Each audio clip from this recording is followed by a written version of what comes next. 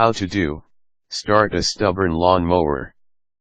If your lawnmower is giving you trouble, check common problem areas before you lug it to the shop. Instructions: Step 1. Remove the mower's carburetor with your ratchet and screwdriver and wipe any dirt and debris out of the bowl with the rag. Step 2. Make sure the air filter is clean.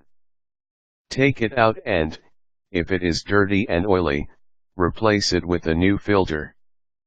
Step 3. Try starting your mower again, it should run like new. Did you know, in 2001, Gary Hatter set a world record for the longest journey on a lawnmower. He traveled 14,594.5 miles in 260 days. Warning: make sure you dispose of your old gas at a hazardous waste site, anywhere else is illegal. Step 4. Put new gas in the tank if the mower starts and quickly stalls.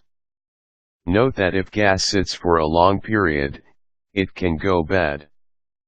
Pour the bad gas out of the tank and then add fresh gas. Step 5. Pull out and clean the spark plug if it is black or looks wet. If it is corroded, replace it. Step 6. Check to see if the carburetor is flooded.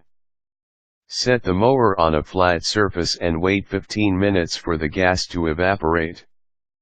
Keep the choke off and try to restart the mower. Quick tip: a flooded engine will smell of unburned gas. Step 7. Check to see if there's gas in the tank.